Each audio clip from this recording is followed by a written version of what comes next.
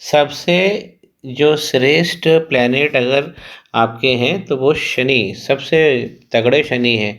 आपको इस प्रकार के शनि प्राप्त हुए हैं, 7वीं राशि में बैठे हैं तुला राशि में, ये घर का पहला भाव होता है और 7वीं राशि है तुला राशि।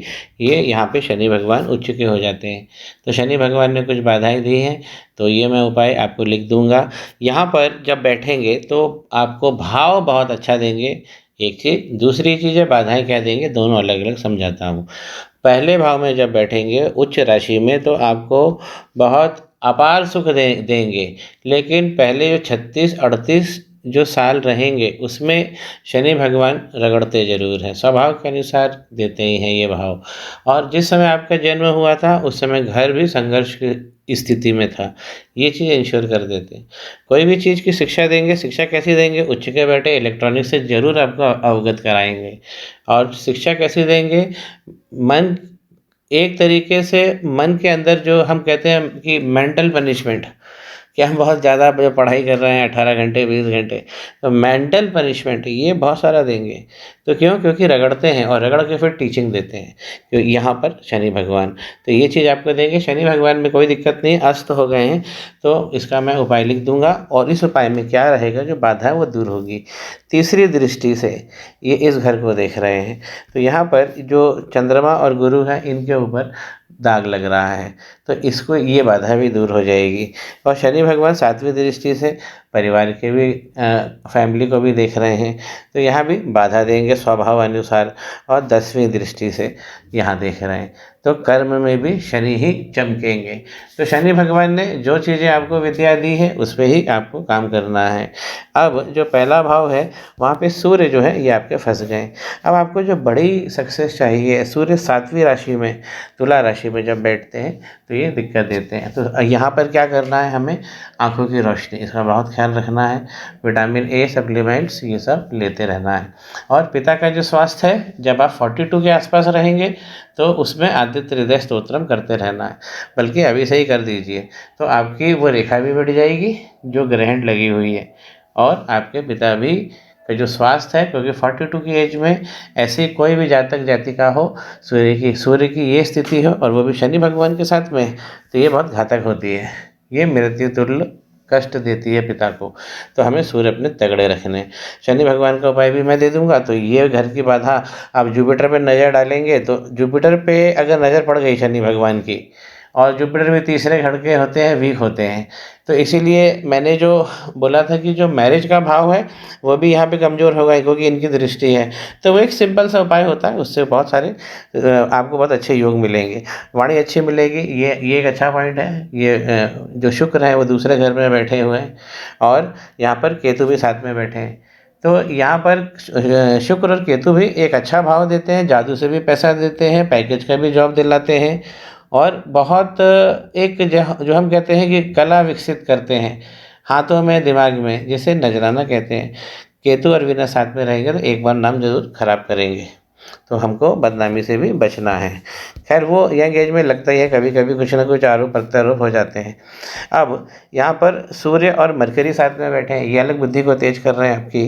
तो अभी जो मैंने डेट दी थी 2027 तक मार्च, वो भी नोट कर लीजिए, तब राहु चल रहे हैं 2027 मार्च तक।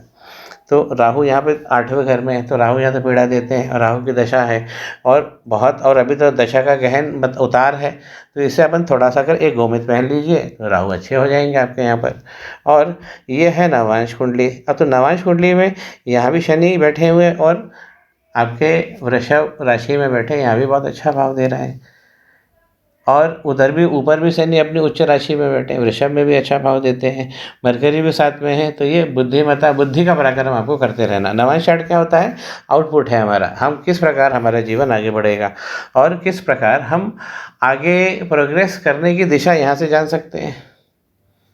अब यहाँ पर देखिए माँ का प्रभाव यहाँ पे कमज़ोर कर दिया है, और वहाँ भी शनि भगवान ने दृष्टि डाली है, यहाँ चंद्रमा मंगल के साथ में है। तो यहाँ पे मंगल भगवान का भी आपको मंत्र करना है, चंद्रमा का भी एक उपाय मैं आपको दूंगा। और कोई भी आप जो कर्म करेंगे, कहाँ से सक्सेस मिलेगी, जो चमकदार होगा, क्योंकि वीनस आपके कर्म में बैठे हैं 10वें घर में, नवांश में। तो नवांश में क्या आउटपुट हो रहा है, बड़ी सक्सेस भी मिलने वाली है। यहाँ पर सूर्य बैठे हुए लाभ की स्थिति में, है ना। राहु भगवान फिर यहाँ 12 में पहुँच गए, तो ये वाद विवाद जरूर करवाते हैं, घर में कुछ ना कुछ टंटा फसाद भी करवा देते हैं, फाइलें बनवा देते हैं कोर्ट कचहरी की, कभी प्रॉपर्टी का विवाद, ये सब करते हैं। यहाँ पे सामने लगा है आपको गुरु चांडाल योग। अब आपको जो काम करना है, आपको यहाँ पर शनि भगवान को का एक उपाय है, वो मैं लिख दूंगा। और यहाँ पे आपको गुरु चांडाल का किसी मंदिर में, किसी ज्योतिर्लिंग में इसका जप करवाना पड़ेगा 1.25 लाख, तो पीछा छूटेगा। इसका कोई भी उपाय नहीं है। जो उपाय ज्योतिष देते हैं वो ये बोलते हैं कि भाई दान करो बृहस्पतिवार को, या उपवास करो, या पीले गुरुवार करो, या विष्णु सहस्त्र नाम पढ़ो। तो वो सब जो उपाय हैं, वो ज्योतिषी उपाय नहीं है, वो केपीएस कुंडली, वो केपीएस सिस्टम के उपाय हैं। जो लोग आत्मा परमात्मा सीधा भगवान के मंदिर नहीं जाते हैं, जो लोग आत्मा परमात्मा करते हैं, वो लोग कभी ज्योतिष का वो लेते होंगे, उनके लिए है। कोयले को पानी में बहाने का ये सब जो है, ये गुरु चंडाल के लिए बोला जाएगा आपको। लेकिन ये बाधा जो है वो जब से दूर होगी। अब चूंकि यहाँ पर छठे घर में नवांश कुंडली में ये आपका आउटपुट है, लाइफ का प्रोग्रेस है। जैसे जैसे आप आगे बढ़ोगे वैसे वैसे नवांश का जो भाव है तगड़ा होता जाएगा। तो छठे भाव में गुरु चांडाल लग गया है, तो ये कौन सा भाव होता है, ये नॉर्मल सारी चीज़ों का जो होता है कि हम किस प्रकार घर में सुख ज़्यादा होगा। ऋण, रोग और रिपु ये हमारे दुश्मन होते हैं। अब यहीं पे अगर गुरु और केतु भगवान का गुरु चांडाल लगेगा, तो इसीलिए, और गुरु फंस गए, तो गुरु भी फैमिली के कारक होते हैं, तो गुरु यहाँ भी फंस गए। और ऊपर जो आपकी राइट उंगली है, जो राइट हैंड में जो उंगली है गुरु की, वो ऊपर से, मेरे को उस पर भी चर्चा करना है, क्योंकि वो बीच में से उसमें कट लगा हुआ है उसके ऊपर वाले पुरवे पर। तो इसमें जब ऊपर वाले पुरवे पे, तो मैं उंगली तर्जनी की बात कर रहा हूँ, तो जब उस पर कट लग जाता है, तो ऊपर की तरफ कट लगता है, तो वो विद्या का क्षेत्र होता है, विद्या की योजना। ऊपर के जितने फिंगर टिप्स हैं वो सब योजना है उस रिस्पेक्टेड पर्वत की। तो अगर उसके ऊपर लगेगा तो उसमें जो विद्या से, शिक्षा से जो आगे हमें प्रोग्रेस मिल रही है योजना, वो गड़बड़ हो जाएगी। कोई दिक्कत नहीं है, आगे मैं बात करता हूँ आपसे उपायों पर।